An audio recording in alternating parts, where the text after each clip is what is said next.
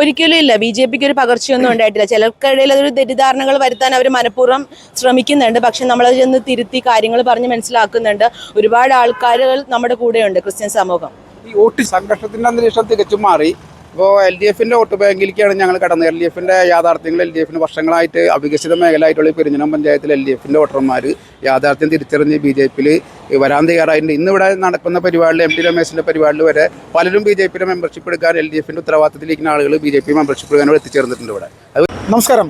ത്രിതല പഞ്ചായത്ത് ഇലക്ഷൻ അടുത്തു നിൽക്കുന്ന ഈ ഒരു സാഹചര്യത്തിൽ തൃശ്ശൂർ ജില്ലയിലെ കയ്പമംഗലം മേഖലയിൽ എത്രത്തോളം വലിയ രീതിയിൽ BJPയുടെ പ്രവർത്തനം ഇപ്പോൾ മുന്നോട്ട് പോയിട്ടുണ്ട് എന്നുള്ളത് നമുക്ക് BJPയുടെ കാര്യകർത്താക്കളോട് തന്നെ ചോദിച്ച് മനസ്സിലാക്കാം. വളരെയധികം വർഷങ്ങളായിട്ട് LDF ഭരിക്കുന്ന പല പഞ്ചായത്തിലുമുള്ള ഒരു മേഖലയാണ്. അപ്പോൾ ജനങ്ങളിടയിൽ എന്തെങ്കിലും മാറ്റമുണ്ടോ, അല്ലെങ്കിൽ വോട്ട് ചേർക്കലടക്കമുള്ള പ്രധാനപ്പെട്ട സംവിധാനങ്ങൾ നടന്നിരിക്കുന്ന ഒരു സമയം കൂടിയാണ്. അപ്പോൾ ജനങ്ങളിടയിലേക്ക് ഇറങ്ങുന്ന സമയത്ത് എന്താണ് ജനങ്ങൾ ഇവരോട് പറഞ്ഞിട്ടുള്ളത്, അല്ലെങ്കിൽ ഇവരുടെ പ്രതീക്ഷ എന്താണെന്നുള്ളത് നമുക്ക് ചോദിച്ച് മനസ്സിലാക്കാം. ചേച്ചി നമസ്കാരം. നമസ്കാരം. ചേച്ചി പേരെന്തായിരുന്നു? കാർത്തിക, കയ്പമംഗലം മണ്ഡലം പ്രസിഡന്റാണ്.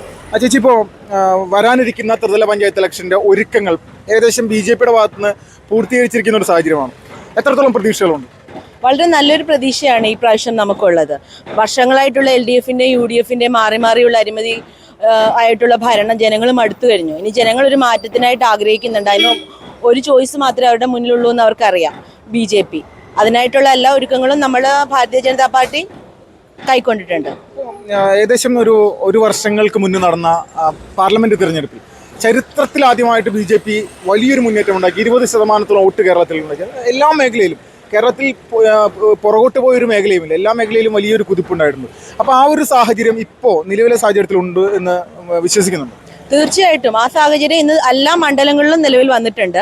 നമ്മൾ ഒന്ന് ഇറങ്ങി പ്രവർത്തിച്ചാൽ മാത്രം മതി. ജനങ്ങൾ നമ്മൾക്ക് വേണ്ടി വോട്ട് ചെയ്യാൻ തയ്യാറായിട്ടിരിക്കുകയാണ്. സോഷ്യൽ മീഡിയകൾ ത്രൂവും എല്ലാം ജനങ്ങൾക്കറിയാം ഇന്ന് എന്താണ് മോദി സർക്കാർ ഭാരതത്തിനെ വികസിത പാതയിലേക്ക് കൊണ്ടുപോകുമ്പോൾ നമ്മുടെ കൊച്ചു കേരളം മാത്രം അധപ്പതിച്ച് ഒരു ചട്ടക്കൂട്ടി നിന്നുകൊണ്ടിരിക്കുകയാണ്.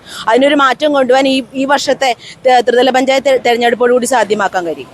ചേച്ചി, ഇപ്പോൾ ഈ കഴിഞ്ഞ ഒരു 2 ആഴ്ചകൾക്കിടയിലായിട്ട് നമ്മുടെ സംസ്ഥാന വ്യാപകമായിട്ട്, അല്ലെങ്കിൽ രാജ്യത്തിൻ്റെ തന്നെ ഒരു ശ്രദ്ധ ആകർഷിക്കുന്ന തരത്തിലേക്ക് ഇവിടെ ക്രിസ്ത്യൻ സമൂഹത്തിൻ്റെ വിഷയങ്ങൾ പറഞ്ഞുകൊണ്ട് BJP ഒരു ക്രിസ്ത്യൻ വിരുദ്ധ പാർട്ടിയാണെന്നുള്ള നിലയിലേക്ക് വരുത്തി തീർക്കാൻ ഒരു വലിയൊരു ശ്രമം നടക്കുന്നുണ്ട്.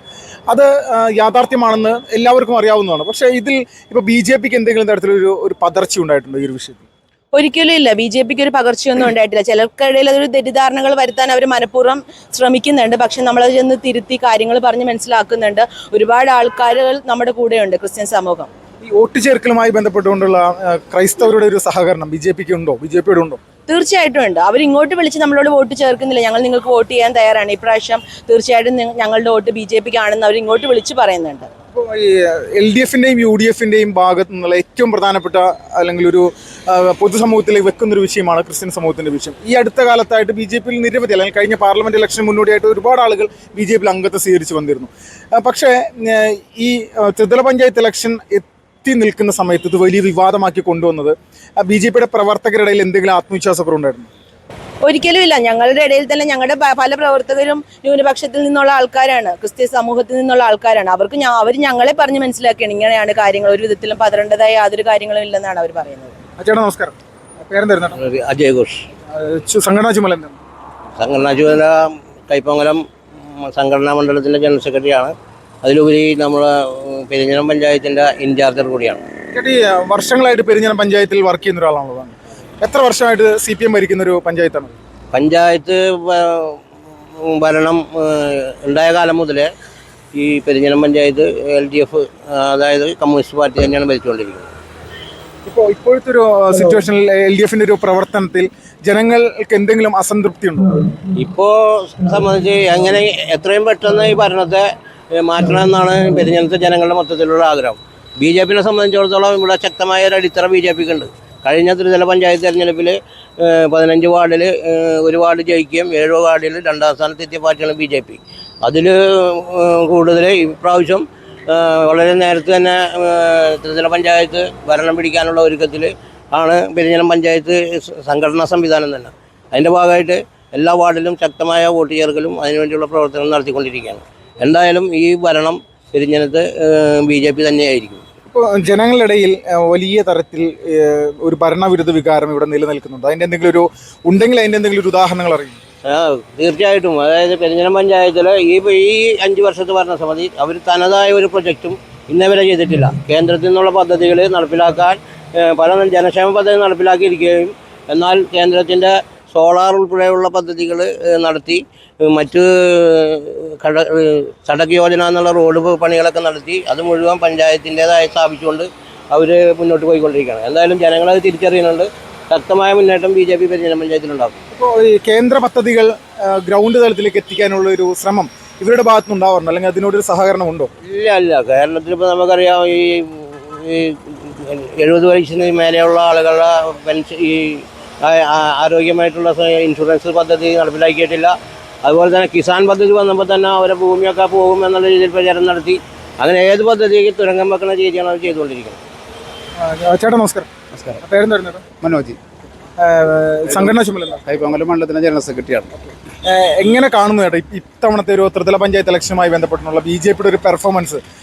അല്ലെങ്കിൽ സാധാരണ കഴിഞ്ഞ വട്ടം ഒരു താഴേക്ക് പോകുന്ന ഒരു അവസ്ഥയൊക്കെ ഉണ്ടായിരുന്നു പല സ്ഥലങ്ങളിലും. അങ്ങനെ ഒരു സിറ്റുവേഷൻ ഇവിടെ ഉണ്ടാകാൻ സാധ്യത?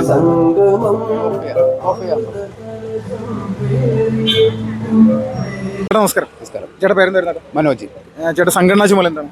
കൈപ്പമംഗലം മണ്ഡലത്തിലെ ജനറൽ സെക്രട്ടറിയാണ്. ഇത്തവണത്തെ ഒരു ത്രിതല പഞ്ചായത്ത് ഇലക്ഷനിൽ BJPയുടെ ഒരു സാധ്യതകൾ താങ്കളൊരു സംഘടനാ പ്രവർത്തന ചരിത്രത്തിൽ നോക്കിക്കഴിഞ്ഞാൽ ഇത്തവണ എന്തെങ്കിലും ഒരു പ്രത്യേക മാറ്റം ഉണ്ടാകാനുള്ള സാധ്യതയുണ്ടോ? അല്ലെങ്കിൽ LDF UDF പരമ്പരാഗതമായിട്ട് അവരുടെ ഒരു സ്ഥാനങ്ങൾ നിലനിർത്താനുള്ള സാഹചര്യമാണോ? തികച്ചും കഴിഞ്ഞ കാലങ്ങളിൽ നിന്ന് വ്യത്യസ്തമായിട്ട് BJP ഒരുപാട് മുന്നേറിയിട്ടുണ്ട്. സംഘടനാപരമായിട്ട് LDFൻ്റെയും UDFൻ്റെയും വോട്ടിലേക്ക് ഗണ്യമായ രീതിയിൽ കടന്നു കയറാൻ ഞങ്ങൾക്ക് കഴിഞ്ഞിട്ടുണ്ട്. ഞങ്ങൾ ഈ മണ്ഡലത്തിൽ പെരിഞ്ഞനം പഞ്ചായത്ത് ഞങ്ങൾ അടുത്ത തവണ ഭരിക്കും. മറ്റ് 3-4 പഞ്ചായത്താണുള്ളത്. മറ്റ് 3 പഞ്ചായത്തിലും ശക്തമായ മുന്നേറ്റം നടത്തി ഇരു മുന്നണികൾക്കും ശക്തമായ ഒരു ഷോക്ക് കൊടുക്കാനാണ് ഞങ്ങൾ തീരുമാനം. അതിനുവേണ്ടിയുള്ള പ്രവർത്തനത്തിൻ്റെ മുന്നോടിയായിട്ടാണ് വോട്ടർ പട്ടികയിൽ ഡാറ്റ കളക്ഷനും ഞങ്ങളെ സംസ്ഥാന പ്രസിഡന്റ് തന്നെ മിഷൻ 100 എന്ന ഒരു പ്രൊജക്റ്റ് മാറാത്തതിന് മാറും. കൈപ്പമംഗലം ഞങ്ങൾ മാറ്റിയെടുക്കുന്നുള്ള പ്രതിജ്ഞയോട്ടാണ് ഞങ്ങൾ മുന്നോട്ട് പോയിക്കൊണ്ടിരിക്കുന്നത്. ഇപ്പോൾ LDFൻ്റെ ശക്തമായിട്ടുള്ളൊരു വേരോട്ടമുള്ള പ്രദേശം വർഷങ്ങളായിട്ടുള്ളൊരു സ്ഥലമാണ് ഈ പറഞ്ഞ പെരിഞ്ഞനം. BJPയുടെ പ്രവർത്തകർക്ക് ജീവൻ വരെയും ബലിയർപ്പിക്കേണ്ടെന്ന സാഹചര്യം ഉണ്ടായിട്ടുണ്ട്. ഇപ്പോൾ പല പ്രതിസന്ധികളും അവർ ഉണ്ടാക്കിയിട്ടുണ്ട് പ്രവർത്തിച്ച് മുന്നോട്ട് പോകുന്ന സമയത്ത്. പക്ഷേ ഇപ്പോൾ അങ്ങനത്തെ ഒരു സാഹചര്യം വളരെ കുറവാണ്. ഗ്രൗണ്ട് തലത്തിൽ പ്രവർത്തിക്കുമ്പോൾ ഇപ്പോൾ മറ്റെന്തെങ്കിലും ബുദ്ധിമുട്ടുകൾ BJPക്ക് അനുഭവിക്കേണ്ടി വരുന്നുണ്ട്? ഇല്ല, സംഘർഷത്തിൻ്റെ അന്തരീക്ഷം തികച്ചും മാറി. ഇപ്പോൾ LDFൻ്റെ വോട്ട് ബാങ്കിലേക്കാണ് ഞങ്ങൾ കടന്നത്. LDFൻ്റെ യാഥാർത്ഥ്യങ്ങൾ LDFന് വർഷങ്ങളായിട്ട് അവികസിത മേഖലയായിട്ടുള്ള പെരിഞ്ഞനം പഞ്ചായത്തിൽ LDFൻ്റെ വോട്ടർമാർ യാഥാർത്ഥ്യം തിരിച്ചറിഞ്ഞ് BJPയിൽ വരാൻ തയ്യാറായിട്ടുണ്ട്. ഇന്നിവിടെ നടക്കുന്ന പരിപാടിയിൽ MT രമേശിൻ്റെ പരിപാടിയിൽ വരെ പലരും BJPയുടെ മെമ്പർഷിപ്പ് എടുക്കാൻ LDFൻ്റെ ഉത്തരവാദിത്തത്തിലിരിക്കുന്ന ആളുകൾ BJP മെമ്പർഷിപ്പ് എടുക്കാനോട് എത്തിച്ചേർന്നിട്ടുണ്ട്. ഇവിടെ അത് വലിയൊരു മാറ്റത്തിൻ്റെ സൂചനയാണ്. നോർമലി ഇപ്പോൾ UDF എന്ന് പറയുന്ന ഒരു സംവിധാനം നമ്മുടെ കേരളത്തിൽ വരാനിരിക്കുന്ന നിയമസഭാ തെരഞ്ഞെടുപ്പിൽ അവർ ഭരണം പിടിക്കാൻ വേണ്ടിയിട്ടുള്ളൊരു പ്രവർത്തന കാര്യങ്ങൾ, ഇപ്പോൾ നിലമ്പൂർ ഇലക്ഷനൊക്കെ അവർക്ക് വലിയ വിജയം ഉണ്ടായിരുന്നു. അപ്പോൾ അങ്ങനെ പ്രതീക്ഷിച്ച് നിൽക്കുന്ന ഒരു സമയത്ത് UDF എന്ന് പറയുന്ന ഒരു സംവിധാനത്തെ പ്രതിരോധിക്കാൻ ഈ LDFനോടൊപ്പം തന്നെ BJPക്ക് സാധിക്കുമെന്ന് തോന്നുന്നുണ്ട്. തീർച്ചയായിട്ടും UDFനും LDFനും ഞങ്ങൾ ഒരുപോലെ എതിർത്തിട്ടാണ് ഞങ്ങൾ തൃശ്ശൂർ അതിൻ്റെ ഏറ്റവും വലിയ ഉദാഹരണമാണ് തൃശ്ശൂർ സുരേഷ് ഗോപി വിജയം. 2 മുന്നണികളെയും തറപറ്റിച്ചിട്ടാണ് ഞങ്ങൾ 7 നിയമസഭാ മണ്ഡലത്തിൽ 6 മണ്ഡലത്തിലും ലീഡ് ചെയ്തുകൊണ്ടാണ് ഞങ്ങൾ മുന്നേറിയത്. അത് കേരളത്തിൽ മൊത്തം 140 മണ്ഡലത്തിലും അതിൻ്റെ പ്രതിഫലനം ഉണ്ടാവുമെന്ന് ഞങ്ങൾക്ക് ഉറപ്പുണ്ട്. ഈ കയ്പമംഗലം മേഖലയുടെ അല്ലെങ്കിൽ ഈ ഒരു നിയോജകമണ്ഡലത്തിലെ കിഴക്കൻ മേഖലയിൽ നിരവധി ക്രൈസ്തവ വിഭാഗങ്ങൾ തിങ്ങിപ്പാർക്കുന്ന പ്രദേശങ്ങളുണ്ട്. അപ്പോൾ ഇവിടെയെല്ലാം ഇപ്പോൾ ഈ കഴിഞ്ഞ അടുത്ത കാലത്തുണ്ടായിട്ടുള്ള കന്യാസ്ത്രീകളുമായി ബന്ധപ്പെട്ടുകൊണ്ടുള്ള വിഷയങ്ങളൊക്കെ അവരുടെ ഇടയിൽ BJPക്കെതിരെ ഒരു നെഗറ്റീവ് ഉണ്ടായിട്ടുണ്ടോ, അല്ലെങ്കിൽ അതിനുള്ളൊരു സാഹചര്യമുണ്ടോ? നിലവിൽ അതിനെ ഉണ്ടെങ്കിൽ തന്നെ അതിന് പ്രതിരോധിക്കാനായിട്ട് BJPക്ക് സാധിച്ചിട്ടുണ്ട്? തികച്ചും തെറ്റിദ്ധാരണ പെടുത്താൻ ഇരു മുന്നണികൾക്കും കഴിഞ്ഞിട്ടുണ്ട്. പക്ഷേ ഞങ്ങൾ ഉത്തരവാദിത്തപ്പെട്ട ആളുകൾ ക്രിസ്ത്യൻ മേഖലയിൽ കടന്നു കയറി ആ തെറ്റിദ്ധാരണ മാറ്റിയെടുക്കാൻ ഞങ്ങൾക്ക് കഴിഞ്ഞിട്ടുണ്ട്. നിരവധി ക്രിസ്ത്യൻ സമുദായത്തിൻ്റെ അംഗങ്ങൾ ഞങ്ങളോടൊപ്പം അണിയേർന്ന് നിൽക്കുന്നുണ്ട്. ഗൃഹസമ്പർക്കം നടക്കുന്ന സമയത്ത് അവരുടെ ഒരു മനോഭാവം എന്താണ്? പരമ്പരാഗതമായിട്ട് UDFന് നിരന്തരമായിട്ട് വോട്ട് ചെയ്യുന്ന ആളുകളാണല്ലോ, അവരിൽ എന്തെങ്കിലും ഒരു ചേഞ്ച് ഉണ്ടായിട്ടുണ്ടോ? തീർച്ചയായിട്ടും വടക്കേ ഇന്ത്യൻ രാഷ്ട്രീയവും കേരള രാഷ്ട്രീയവും രണ്ടാണ്. വടക്കേ ഇന്ത്യൻ രാഷ്ട്രീയത്തിൻ്റെ അതിപ്രസരമാണ് ഇവിടെ മുന്നണികൾ. ഇവിടുത്തെ കേരളത്തിലെ ന്യൂനപക്ഷങ്ങളെ വോട്ട് തട്ടിയെടുക്കാനുള്ള തന്ത്രമാണ്. അത് ഞങ്ങൾ കൃത്യമായിട്ട് ഇവിടുത്തെ ന്യൂനപക്ഷ സമുദായത്തിൽ, പ്രത്യേകിച്ച് ക്രൈസ്തവ സമുദായത്തിൻ്റെ ഇടയിൽ പറഞ്ഞ് തെറ്റിദ്ധാരണ മാറ്റാൻ ഞങ്ങൾക്ക് കഴിഞ്ഞിട്ടുണ്ട്.